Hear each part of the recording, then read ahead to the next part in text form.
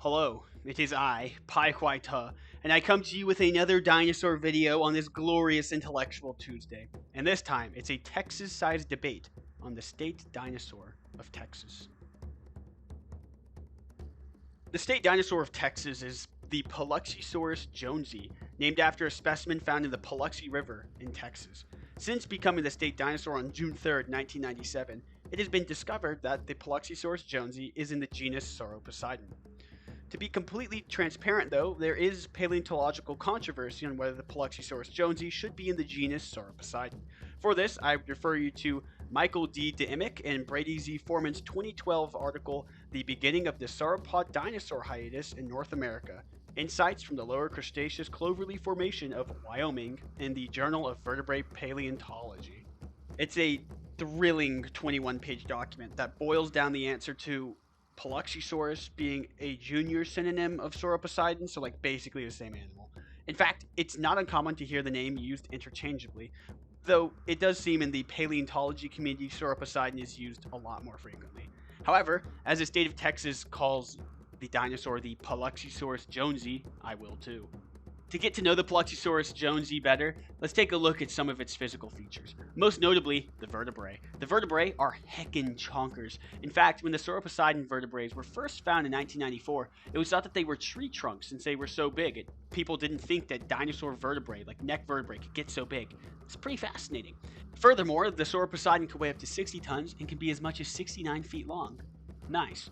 Overall, this dinosaur was a big boy, and as we Texans like big things, it is understandable that it was chosen to be the state dinosaur of Texas. Now, I have some pros and cons for the Paluxysaurus jonesii being the state dinosaur of Texas. Pros for the Paluxysaurus jonesii.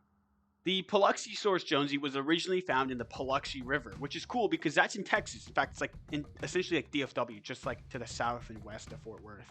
The Paluxysaurus jonesii itself is a cool name since it kind of sounds like Indiana Jones, which is cool because I'm a big fan of Indiana Jones. And finally, Sauroposeidon, which again is the same animal as the Paluxysaurus jonesii, literally means lizard earthquake god. So that's pretty awesome. Cons for Paluxysaurus jonesii. The first Sauroposeidon, and may I remind you that Sauroposeidon and Paluxysaurus, again, are the same dinosaur, was found in... Now this is a hard part of the video. I always can't bring myself to say it. Okay, the first the first Sauroposeidon was found in okay, hold on. Oklahoma. Okay. Alright. That was tough. Yikes. Yeah, it was found there. Okay, so with all of that in mind, let's bring ourselves to the controversy. You see, there's a small but growing faction of people that believe the Paluxysaurus jonesii should not be the state dinosaur of Texas. I know. But do you know how I know? Because I'm the leader of that faction. And today is the day that we, and it's like just me, make ourselves known to the world. The true heir to the throne that is the state dinosaur of Texas is none other than the, drumroll please, Alamosaurus. Okay, alright, I'll get this out of the way. At the very start this time, the Alamosaurus was not named because of the Alamo. It was instead named for the place where it was found, which is the Ojai Alamo, which is a rock formation in New Mexico. Moving right along, the Alamosaurus is thought to be the largest dinosaur in North America, with vertebrae reaching comparable sizes to the Argentinosaurus, which is the largest dinosaur ever found. For reference, it is thought that the Alamosaurus could get up to 80 metric tons and be 98 feet long. This, mind you, is compared to the paltry 60 tons and 69 feet long that the Paluxysaurus jonesii could grow to. In my opinion, this is an affront to Texas. If everything is really bigger here, then why don't we just have the Alamosaurus as state dinosaur? I'm just saying. We'll talk about that later. Anyways, there was an adolescent Alamosaurus that was found in Texas, and another Alamosaurus that was found in Texas. It was found in Big Bend National Park in 2001. It's estimated this guy weighed around 50 tons and was 100 feet long. In order to study that fossil, the one that was found in Big Bend, a dinosaur airlift was conducted involving a helicopter to airlift the bones out of Big Bend. And like real talk, I actually almost come to tears thinking about the lengths we humans will go to study animals of days gone by. It really is just so cool. It's all to like better understand the world around us. And I just think it's beautiful. All right, I'm going to stop boozing. So it's time to discuss the Alamosaurus and the pros and cons for the Alamosaurus being the new state dinosaur. Pros for Alamosaurus. Well, if everything really is bigger in Texas, like I mentioned earlier, then why not have the biggest North American dinosaur be the state dinosaur of Texas? It's practically asking for it. Second is the name, and like, yeah, I get it. It's not originally named after the Alamo, but the Alamosaurus could come to be associated with Texas and the Alamo. Third, did you know that the Alamosaurus had no natural predators? Just like the strong and independent state of Texas, nothing could take this titanosaur down.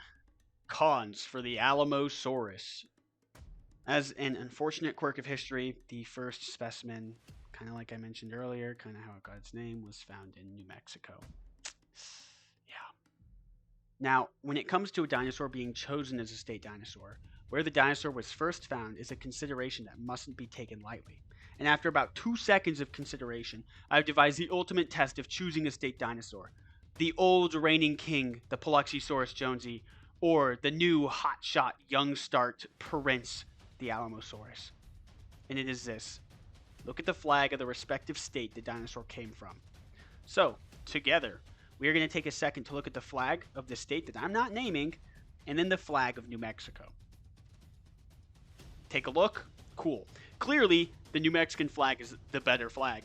In fact, the New Mexican flag is a flag that I consider to be in the category of bureaucratic miracle flags, along with Texas, Colorado, Ohio, Maryland, South Carolina, and Tennessee.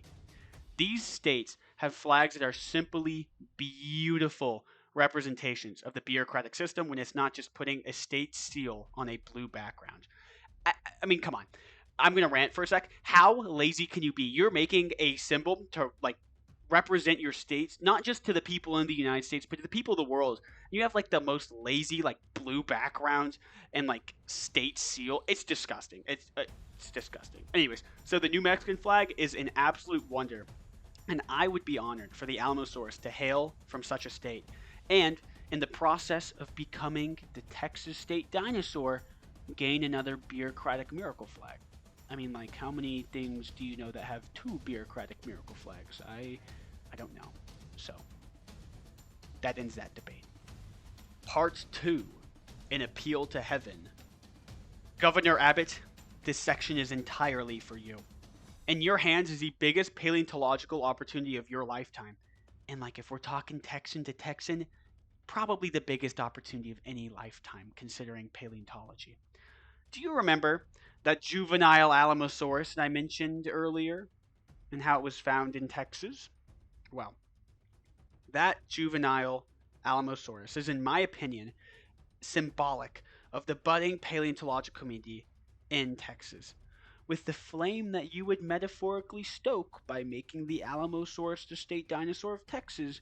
A whole new generation of paleontologists could arise from the red dirt of Texas and spark a golden age of Texas paleontology. And, like, just a quick note on Texas paleontology, it's already super cool. I used to live in Waco. I would just go out to the park in Waco. It's called Cameron Park, and you can just find, like, fossils on the seabed. That's sweet. And you could encourage a whole new generation of kids to do exactly that. Then, with that happening through the lens of the azure Texas sky, through the stars shining big and bright at night, and the pride of San Jacinto flowing just as the Rio Grande courses through our state, a renewed vigor could sweep from Brownsville to Carrick, from El Paso to Orange, and this sweeping vigor would lead Texas to be the foremost state in paleontology. It would start right now, and the power to do this, Governor Abbott, is in your hands. And all you'd have to do is lift your pen. Part 3, Conclusion. So I know I've been pretty dramatic with all of this, but I'd like to kind of just conclude with some final thoughts on why I think it would actually be a good idea to change the state dinosaur. And it mainly has to do with the future. So Texas is a very rich state in terms of the natural history that occurred here. Our, like, state stone might as well be like limestone, because there's a lot of it here in Texas. And the way that that's formed is when, like, sea creatures died way back in the day. and ended up like dissolving essentially. Like their shells are what form the limestone. So limestone you could think of as almost like a fossil, but a rock. Cool. Um, and just as like an anecdote, like that's something I love to do even now. Like I will go to Waco, good old Waco, Texas, and I will go look for seashell imprints in the limestone in Waco. And of course, you can do that just about anywhere that there's limestone. But you know, so there's already a rich collection of paleontology here in Texas. And I think that changing the state dinosaur to the Alamosaurus would be cool because that could help inspire a whole new generation of paleontologists. And it would also kind of promote Texas history. As for paleontology, it can help spark interest in really anyone. I mean, if Texas, you, Greg Abbott, if you are listening, announces that, hey, new state dinosaur, Alamosaurus, then that gets people thinking, the Alamosaurus, that's sweet. And they start learning about the dinosaur and like, I don't know, I feel like it could help promote some public interest in a field that, generally speaking, is not as big as I think it should be. It's really cool. I mean, I think paleontology is a great way to find out where we came from as a planet, really. Because you can do paleontology not just on dinosaurs, but you can do it for like plants as well. Super cool. And you could even throw like geology in there. So you've got like a whole bunch of different factors at play. And I think that that would be really good to help spark some of that public interest in paleontology.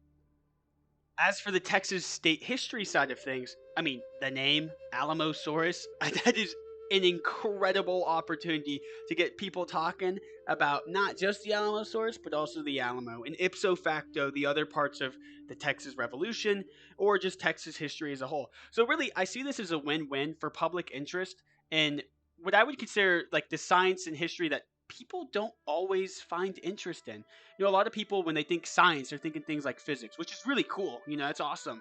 But they aren't thinking paleontology, right? When people think history here in the United States, they think that grand, big American history. They aren't thinking Texas history. And I think that this provides an awesome opportunity to kill two birds with one stone. And so, with that, I hope that you had a wonderful intellectual Tuesday. It has been a lot of fun actually researching this topic. And Greg Abbott, if you ever see this, I hope that this helps convince you to make the Alamosaurus the state dinosaur of Texas. So, until then, I hope you have a wonderful rest of your intellectual Tuesday, and I will catch you next week. Until then, it looks like it's time for me to hit the old dusty trail. So, take care and bye bye.